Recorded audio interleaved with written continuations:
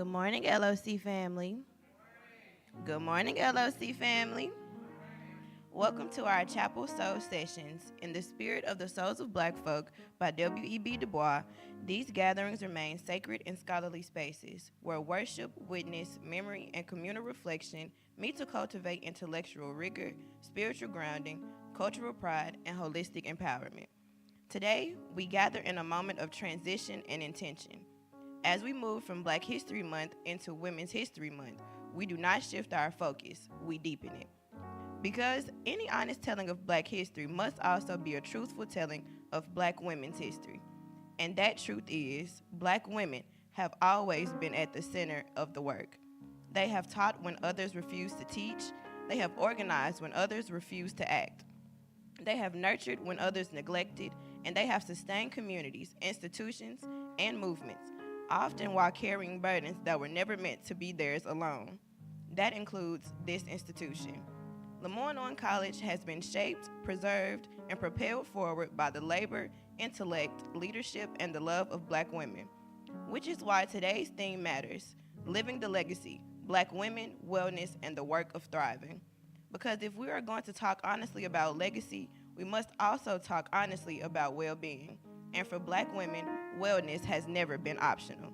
It has been necessary for survival, necessary for leadership, necessary for sustaining everybody else. So today, we pause to ask a few important questions. What does it mean to create space where Black women are not only celebrated, but supported? Not only affirmed, but protected? Not only called upon, but cared for? Before we continue, please take a moment to scan the QR code on the screen to mark your attendance. A few reminders. Social media content is primarily for those cleared through Magic 807 Radio. If you do capture or share content, please tag appropriately. Magic 807 Radio is also inviting members of our campus community to share reflections immediately following today's session. These Chapel Soul sessions are not about performance. They are about formation. They are not about conformity. They are about conscience. This campus is sacred ground, a place shaped by people who understood that faith and learning must work together for the well-being of our people. Today's program reflects that truth. You will hear poetry that celebrates the brilliance of Black women. You will encounter music that speaks healing into the room. And you will hear a panel discussion that illuminates the lived realities of Black women on this campus and in this community. So take a deep breath, settle your spirit, and prepare your mind.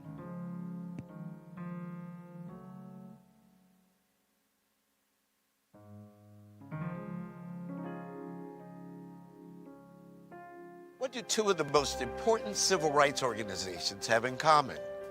Meet Ella Baker, the brilliant Black woman whose ideas and careful grassroots organizing helped give birth to Dr. King's Southern Christian Leadership Conference and to the Student Nonviolent Coordinating Committee. For this reason, Ella Baker is reverentially known as the mother of the Civil Rights Movement. Born in Virginia in 1903, Ella Baker was educated at Shaw University before moving to New York City in 1927. By 1930, she'd started organizing. Ella Baker joined the NAACP in 1940 and helped young leaders find their voice and their leadership capacity. And one of those people was Rosa Parks, someone we all know. Ella Baker was also recruited by Martin Luther King to help run the Southern Christian Leadership Conference, which was helping to build the civil rights movement. Then in 1960, a group of Black college students were denied service at Woolworth's segregated lunch counter in Greensboro, North Carolina. In an act of nonviolent protest, the students refused to leave, inspiring similar sit-ins across the South. Ella Baker left SCLC to help a group of young people form the Student Nonviolent Coordinating Committee. I remember Miss Baker saying, many of you are from some of the quote-unquote best schools in the country, so when you go into rural areas, don't go in there thinking you're going to lead the people. Find out what the people want. When you heard Ella Baker speak, you were ready to get out there. She really wanted us to stand up and speak out. And she gave you the energy to push. You can lead, you can be somebody, you can do something. More interested in effecting change than public acclaim or financial reward, Baker inspired a generation of young Americans to risk their lives to fight racism, sexism, and white supremacy. Simply put, the mother of the civil rights movement had many children, and we are her heirs.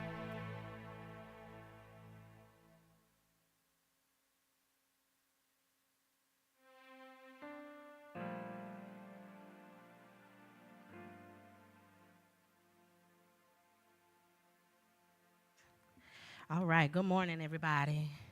How we doing? So this poem is entitled, She is the Blueprint. She is sunrise in melanin, a quiet storm wrapped in grace. History lives in her bones, and she still rises unshaken, unafraid. She is the echo of drums they tried to silence, the rhythm of survival beating through generations. She bends but never breaks, turns pain into poetry, struggle into song, and somehow makes healing look like art. She is a mother, whether she births or not, nurturer of dreams, builder of worlds that didn't exist until she imagined them. They called her too much, too loud, too bold, too strong, not realizing she had to be everything they tried to take away from her. She is magic without permission, a crown without thorn, a legacy still unfolding in every space she walks into and claims. For every door closed, she built a house. For every no, she became her own yes. Black woman, you are not just history. You are the future remembering itself. And even now, you are becoming something that the world will one day try to name but never really understand. So remember who you are. That's that piece.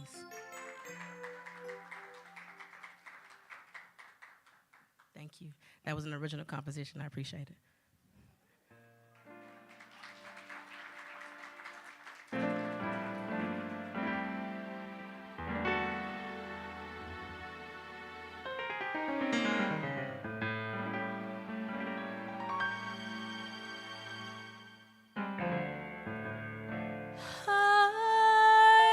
I've got so much to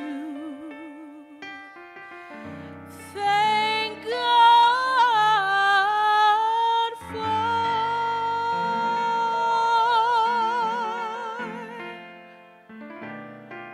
So many wonderful blessings and so many open doors,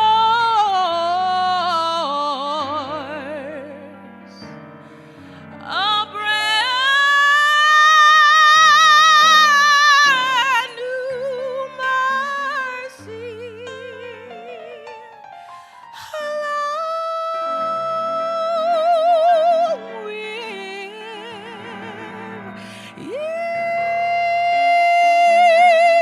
each new day. That's why I praise you, and for this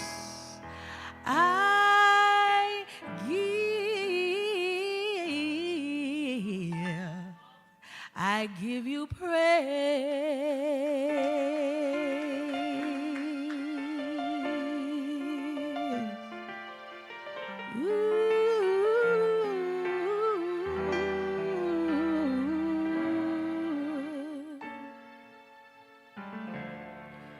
For every mountain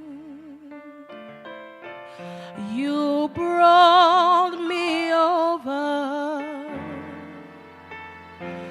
for every trial, oh, you've seen me through.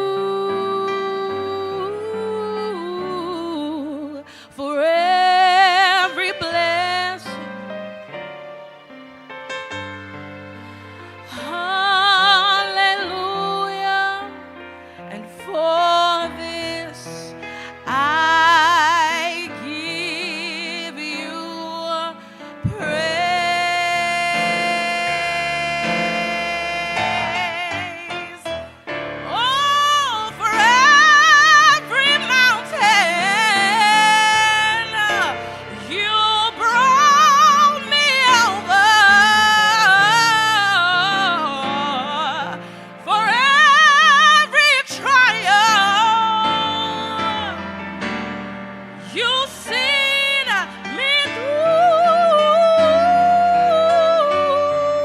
For every blessing, I lift my hands and say, Hallelujah. And for this, I give you praise.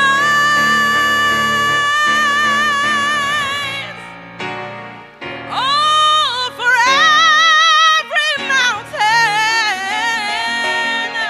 God, you brought me over, Lord. For every trial, you've seen me safely through. Yes, God. For every blessing, I lift my hands and say, Hallelujah. And for this,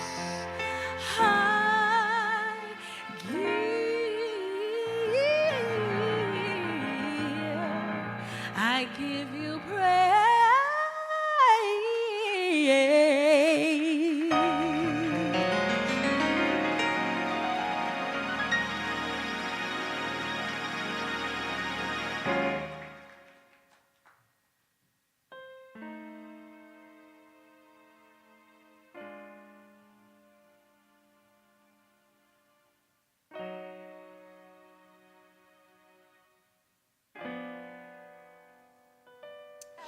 Peace and love, LOC family. I want you to know that even though I'm away, I am never too far away from my beloved alma mater, so you should know my heart and my prayers and my commitment always remain right there with each of you. Before we move into today's panel, I want to take a moment and name what has been happening in our midst. In less than a year, these Chapel Soul Sessions have become something meaningful, something formative for so many of you. It is something that is actively shaping the spiritual, intellectual, and cultural life of our campus. People all over the country are watching and rooting for what is happening in these gatherings. We've created a space, a very intentional space, where we worship and have scholastic engagement. It's where difficult conversations are not avoided, but are engaged. This is where Black faith is not assumed, it's explored, expanded, and embodied. You are in a place right now where students, faculty, and staff and administration can gather not just as individuals, but as a community with shared responsibility. You should know this didn't happen by accident. This happened because people have shown up, because people prepared, because people believe that this type of space matters, and it does. And now we are rounding the corner. We have a little over a month left. Next week, we'll conclude our observance of Black Women's History Month, and then we're going to be moving into April 1st. The Soul Session will be on the lawn. No, that is not an April Fool's joke, so you should plan to be there. April 8th, we'll have the Honors Convocation at Metropolitan Baptist Church. April 15th, our final Soul Session in the little theater for the semester, and then on April the 22nd, the installation of the Dean of Chapel. Yes, that's me. And that will be our final Soul Session of the year. There'll be people here from all across the country. And so I want all of us to be present and accounted for. These are not just dates. These are moments of formation and affirmation. So let me say this clearly. These sessions are incomplete and less impactful when too many of our members are absent. So look at your neighbor and say, neighbor, your presence matters. Your participation matters. Your engagement matters. Okay, you can stop talking to your neighbor now. And this is not just about attendance, this is about the culture that we are building together. So now today's session is especially important. I hope you felt it already. We are continuing this focus on Black Women's History Month, and we are doing so through a Black woman-led panel. Students and staff who have helped shape, support, and sustain these soul sessions throughout the year. This is not symbolic. This is substantive, because if we're honest, if we're historically honest, we have to acknowledge that Black women have always been at the center of the work. Not just present, but essential. Not just supporting, but sustaining. Not just contributing, but leading. And yet too often their voices are minimized. Their labor is assumed. Y'all remember what I was preaching about a couple weeks ago? Their leadership gets challenged in ways that actually weaken our collective witness. I was reminded of this recently in one of my classes. My sophomore seminar class can testify to this. We had a spirited conversation, and it revealed just how easy it is for gender division to creep into our spaces. So let me be clear. We cannot build strong black communities while entertaining weak understandings of black women. We cannot be talking about liberation, but also diminishing those who have carried so much of the struggle. I don't want any of us claiming unity while fueling divisions that distract us from the real work. So today, this panel is not just a conversation, it's a corrective, it's an affirmation, it's an invitation for all of us to listen more carefully and to honor more intentionally and to create spaces where black women's voices are not only heard, but they are valued, protected, uplifted, and amplified. And to the sisters who are going to share today, y'all know how I feel about y'all. We thank you, we honor you, and we encourage you to raise your voice. Speak with clarity, speak with confidence, speak with conviction, because what you have to say is not only important, it is necessary. LOC family, I need all of y'all to lean in, don't log off, listen up, and let's continue to live this legacy together. I'll see y'all soon. Grace and peace.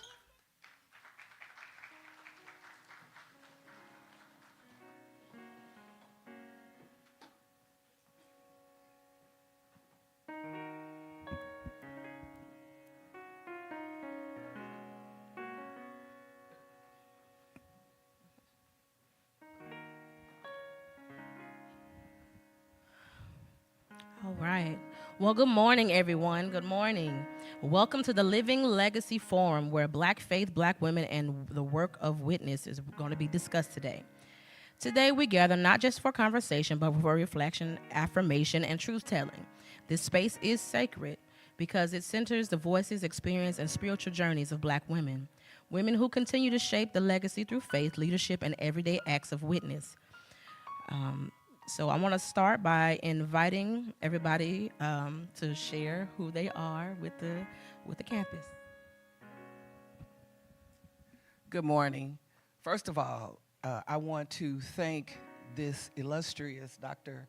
Fisher as well as the chapel community for this opportunity to participate in this discussion. I am Reverend Dr. Felicia Levant. I am the Director of Adult Education here at LeMoyne. I want to make the disclaimer, first of all, unapologetically, I am a Baptist preacher. I earned my Master of Divinity and my Doctor of Ministry at Memphis Theological Seminary, where my professors were Dr. Peter Gecky, who is the Division Chair for Fine Arts and Humanities here, Dr. Earl Fisher, who is the Dean of Chapel, and the President himself, Dr. Davis. And so again, my references this morning will come from that background and experience. Good morning, everyone. My name is Kennedy Scott. I'm a sophomore here studying political science. I serve as one of the chapel assistants as well as the president of the LeMoyne-Owen College Generation Action Chapter. Hey, family. Y'all know I'm Jazz. I serve here as a chapel assistant as well. I will be your moderator today. I'm also the choir director for LeMoyne-Owen Choir. And I do a lot of other things here on campus, but I'm excited to be before you and have this discussion today. What's going on, LOC family? My name is Jolanda Owens. I serve as the gardening club president here at LeMoyne-Owen College. And also, I serve as LOC ambassador here at the college. Today, I will be talking about my experience here at Chapel and on the campus, and also my position as a Black queer woman in the world. All right. Thank you all for those introductions. I want to start by inviting you all to reflect on the foundations of your faith. Who are the Black women, either in your life personally or throughout history, who you have modeled faith and witnessed for you? All right. First of all, when I think of both personally as well as a community from the Black experience of faith, the song that comes to mind for me is "We've Come This Far by Faith, Leaning on the Lord, Trusting in His Holy Word. He has never failed, nor will He fail us." And so when I consider my own faith experience from infancy I was raised in a Black Baptist church, spent my first 30 years, including in college at Fisk University, in the Baptist church experience, and then I spent 16 years in a non-denominational church context and have since returned to Memphis to the Baptist church I grew up in. And so when I think of, that's a significant question, Jasmine, because in my experience, for the first 30 plus years, I never saw a female preacher, never considered preaching as an option. But there were always strong women of faith in my life, in my church, in my home, and in my community. And when I think of faith, and what I know of faith in our experience is that it is faith that has sustained us. Faith has been our guide. And when we think about faith, we're talking about what we believe about God, our relationship with God, and how that relationship with God informs our relationship with others. We stand on the great commandment that Jesus gave to love the Lord your God with all your heart, soul, and strength, and the second like unto it, love your neighbor as yourself. And so faith informs all of life for me, both personally as well as professionally, and my commitment to the community.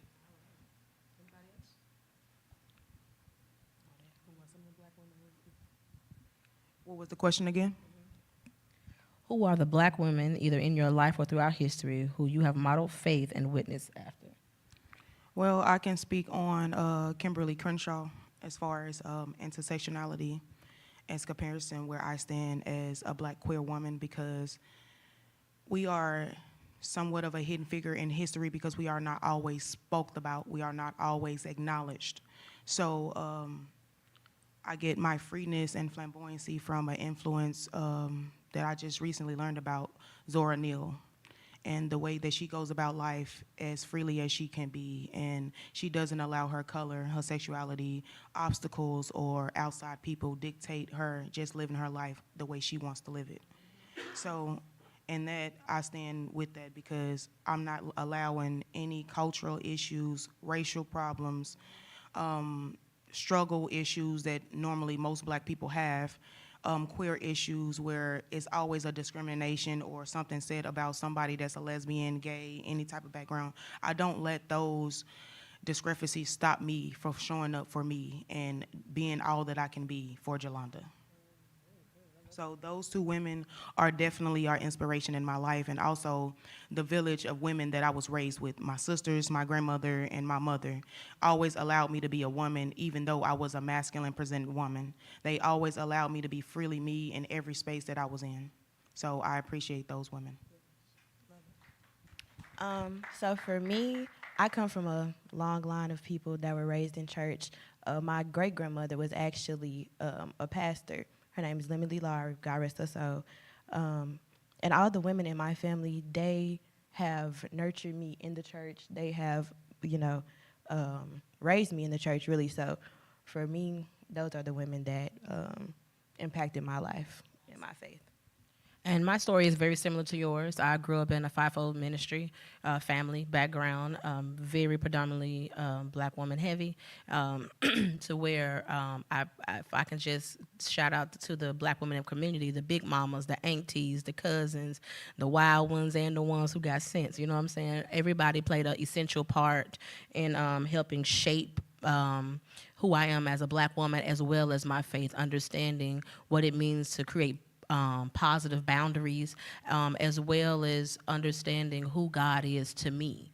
So it just reminds me that none of us have arrived here alone, and we are standing on the shoulders of women whose faith spoke loudly even when they didn't have a stage. So as we move on from what shaped us, let's talk about how it shows up in our daily lives. So what does the work of witness look like in your everyday life on campus?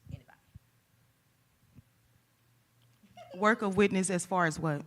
What do you mean? Like, could you go deeper into just re-ask the question for me. Sure.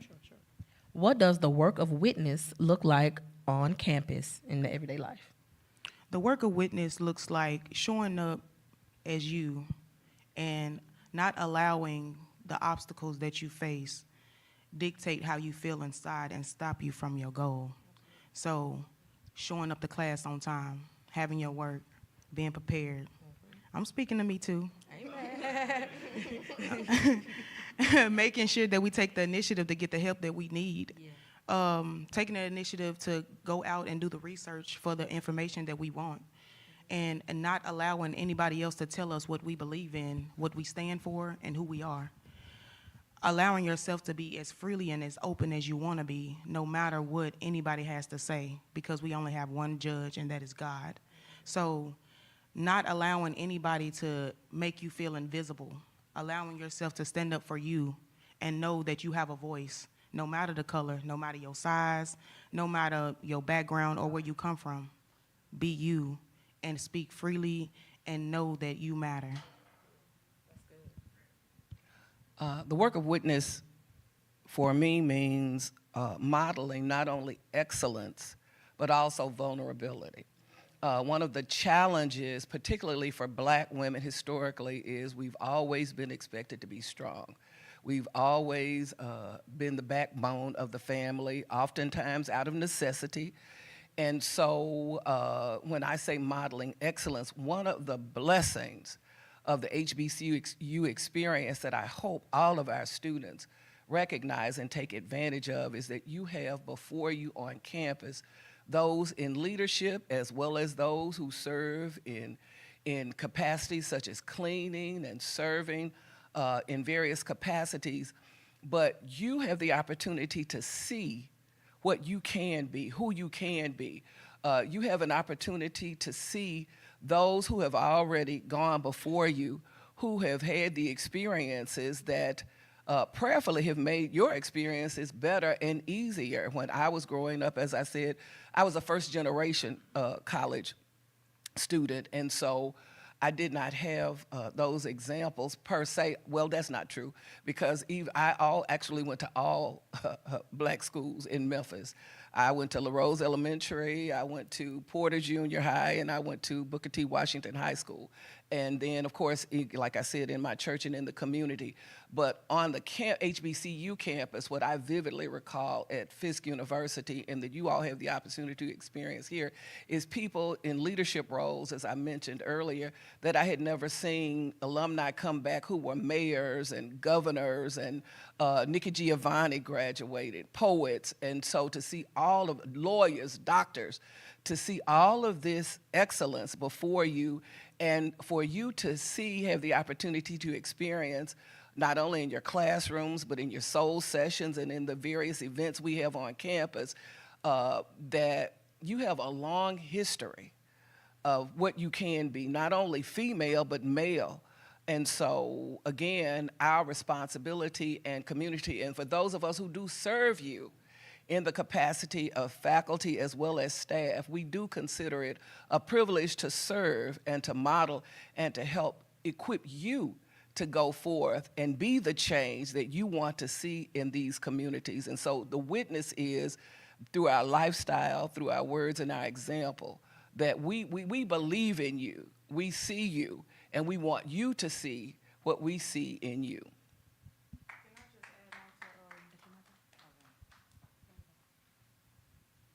Okay, I just want to add on something because I really appreciate you saying being the example. As a student, we have to be the example because like we're looking up to faculty. So that gives us the opportunity to hold the faculty accountable because they are our representation, they are our models, they are our first ambassadors when we get to LeMoyne-Owen College. And this being a historical landmark and me being a fifth generation on my dad and the first on my mom, to me I wake up and I feel like I'm royalty. That's just me personally. And knowing that I can hold a lot of my professors accountable and they hold me accountable and they push me and challenge me in ways that I've never been challenged before. And that's why I'm able to like talk and not be so nervous all the time and question myself. I'm able to trust myself and speak out loud and know that every day I walk in these doors, I can go to any faculty member and I can get advice. I can sit with them. I can talk to them. I can get redirection. I can get more work and tutoring if I need so. So just know that they holding us accountable, but we are paying them to teach us and be the model. So hold them accountable so that they would be a representation that we would be proud of because they are proud of us. That's really good. That's super good. So this year, Chapel Soul Sessions have created intentional space for connection and spiritual growth. Now let's talk about that impact. Can you describe a moment from a session that deeply impacted or challenged you?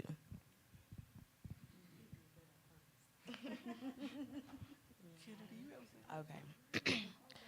So for me, all the Chapel Soul sessions benefit me greatly. I come here, looking, as Dr. Fisher would say, at Abyssinia, looking for a miracle, if you will. So I'm always touched by the songs, the poems, seeing Black women, behind the scenes and in the forefront, thanks to Dr. Fisher as well, being able to express ourselves and being able to show everyone this is the work that we do. A specific moment, I really don't have a specific moment. Like I said, all of the Chapel Soul sessions, I get something from it every time. Like Kennedy, I don't necessarily want to reference a specific moment. However, I do want to point out the value, particularly to the students, again, the benefits that you have attending HBCUs, as has already been said. These sessions are created with intentionality. However, one of the benefits that you have that I did not have until I went to seminary is the fact that you have the opportunity to be exposed to various faith traditions, and such that you can, and the purpose is not necessarily try to sway you in any particular direction, but to inform you so that you can in turn wrestle with your own faith, that you can have conversation and engage with others, because how can you witness to anyone when you don't understand their perspective? For instance, the reality is, what many don't understand is that Jesus himself was Jewish. And Jesus witnessed to a Samaritan from a different faith tradition. And so the first female preacher, if you will, was a Samaritan woman who went and told the people, go see a man. And so therefore, you all have the opportunity to be exposed to various faith traditions. And not only that, but you have the opportunity to have reinforced your cultural heritage, so that, as has already been said, you can be proud of who you are and where you come from. That's a big advantage of the Chapel Soul Sessions. Well, I can't particularly put a date on it, but I will say it was one day, the first time he asked me to become a member of the leadership committee here for the Soul Sessions. I had a deep moment with him, and I was like, I'm not religious, nor am I trying to get back converted to Christianity. I know what I know, and I'm sticking with my truth. And I feel like that God doesn't have a gender, and he did not judge me. He did not try to spring Christianity on me. He accepted me fully, and that's why I wanted to be a part of these Soul Sessions. And particularly, I did not come when I originally got here at LeMoyne-Owen College because it was Christian-based. It was kind of like feeling like they was trying to convert me on some cult. So I told myself, no, that's not for me, so I did not go. So when he originally came the second semester here at LeMoyne-Owen College, it was like a free flow. It was more conscious-based, more informational, more spiritual. It wasn't directly for Christianity. It was for all nationalities, any background, any religion, and I feel more welcoming, and I feel like more at home now that he have these Soul Sessions here at LeMoyne, because it's not just for one particular background. It's for all students, because we come from all over the world to come here to this small campus. So I really appreciate Dr. Fisher for allowing me to share those thoughts and giving me an environment to be me. That's wonderful. Y'all give it up for Dr. Fisher on that, y'all. If I had to name a particular instance, for me, I would definitely have to say it was the very first Soul Session that we had. And Dr. Fisher, the president spoke first, and he gave some really awesome nuggets. And then Dr. Fisher came after, and he gave us a charge. The charge was very powerful, and I'm paraphrasing. I encourage everybody to go back and watch the very first Soul Session back in August. And he basically just said, you're walking on the grounds that somebody else paved. You're sitting in seats that somebody else sat in, and one day somebody is going to be looking at you because you're going to be somebody's example. They're going to be sitting in your seat. They're going to be walking on the things that in the past that you created here at LeMoyne-Owen College. And so he said, with this, I charge you. And when he said, every time he said, I charge you, it was charging me. It was like, okay, I got work to do. Okay, I got to get in position. I got to make sure I'm in, the right space, in the right places, talking with the right language, showing up and representing in a proper manner, because I have been charged. For whatever reason, I took on an amazing duty. Just say, hey, I belong here. Not only do I belong here, but I have purpose here. I have identity here, and it's my job to maximize the opportunities that I have here at LeMoyne-Owen College. It's not anybody else's responsibility. It's my job to make sure I'm in class on time, doing my work, submitting my assignments, connecting with communities that are going to help push me in my career field.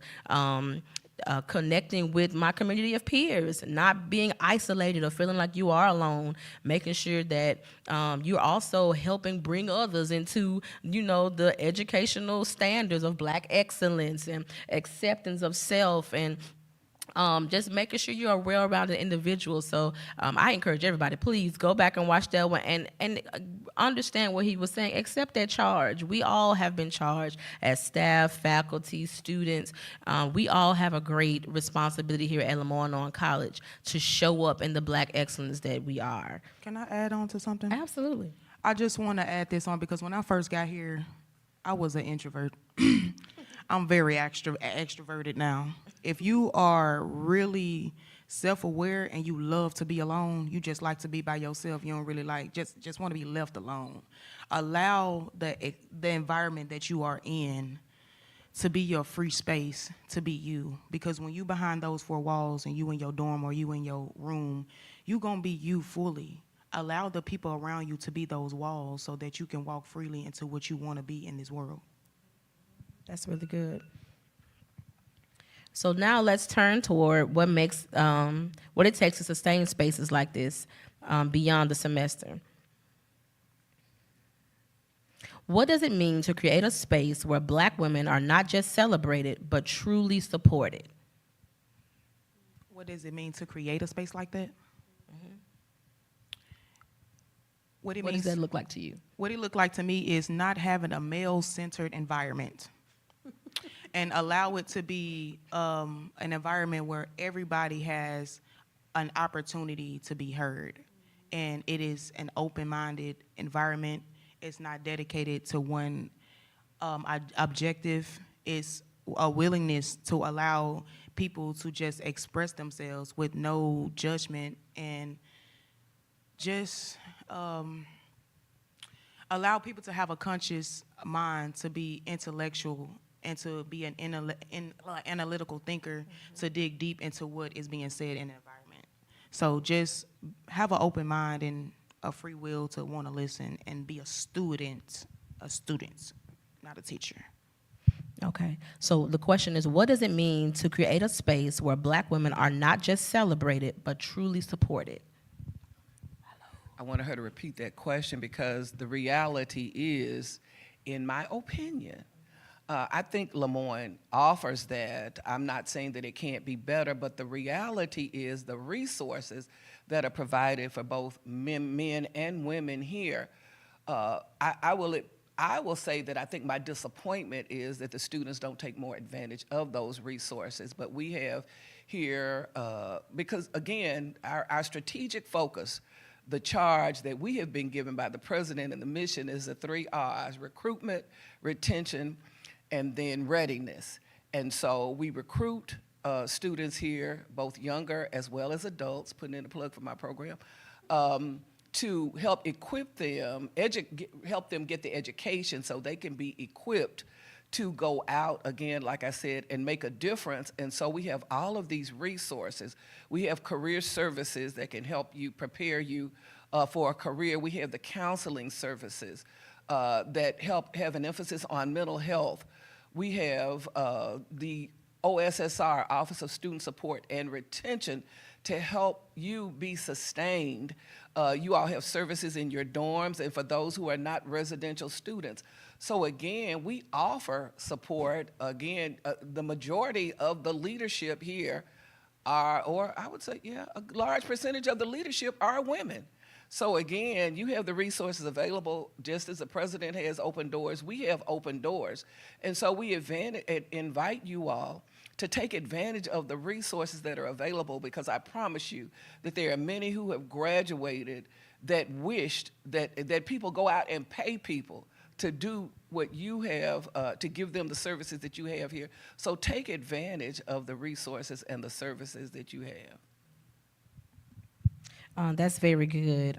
For me, what it looks like to create a space where Black women are not just celebrated but truly supported, it's very much a good mixture of both what you both said. I truly believe that to see a Black woman supported is to see her lifted up, is to make sure that her voice is heard clearly, concisely, not judged, or anything like that. I also believe it allows a space to where we allow femininity or masculinity to coexist. I don't feel like we have to choose between the two. I feel like that is how we show up in certain instances is what we need to be in that moment. I feel like when we talk about being celebrated, celebrating is just being a momentarily thing. You know, we've been celebrated for or acknowledged for an award or celebrated for an achievement, but to be supported is ongoing. So shout out to Miss Ina Esco. That's somebody who we not just celebrate, but we want to continue to support. Make sure that we're giving her all the student resources and people who want to engage in radio talk, podcasting and things like that. That's how we continue to show support. Even in your area, making sure that we are helping you recruit, and if we know somebody who can benefit from your program, that's how we continue to show the support, not just celebrate and say, oh, cool, she over 807 radio, yeah. No, we have to tune in.